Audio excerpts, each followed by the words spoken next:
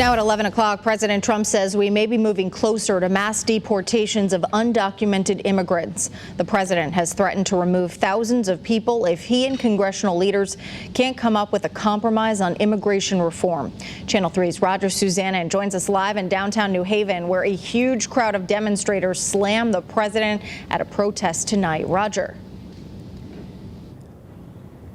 Yeah, Aaron, there was certainly a lot of passion at this protest, and President Trump says if no deal is reached, these mass deportations could begin as early as next weekend. And many of the demonstrators that we spoke with tonight say this truly is an issue of life and death consequences.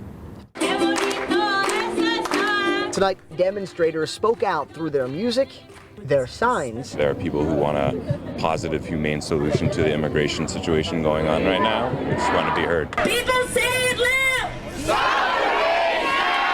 They spoke out through chants and even their outfits. People have to stand up and they have to say what's important. This heartbreaking things that we're seeing at the border. But tonight's protest is especially emotional for Angelica Idrovo. She's an undocumented immigrant, originally from Ecuador, who moved to Danbury with her family after they overstayed their visas 10 years ago.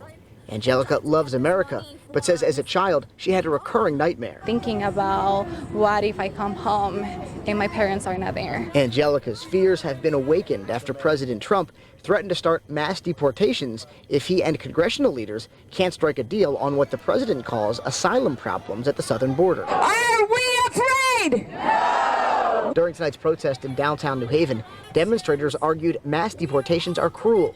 And the real disgrace at the southern border is the conditions asylum seekers face at detention centers. I think it's devastating. I feel powerless.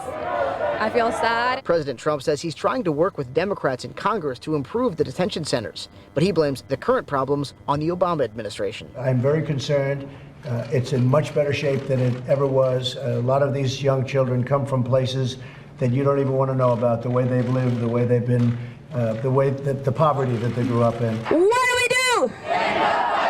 As the clock keeps ticking without a deal in sight, demonstrators continue to protest. It's meaningful for everyone here, but for some, the stakes are impossibly high. It has been a long battle of coming out of the shadows.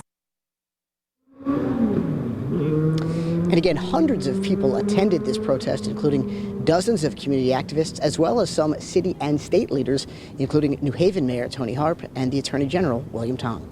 Reporting live in downtown New Haven tonight, I'm Roger Susanna, Channel 3 Eyewitness News.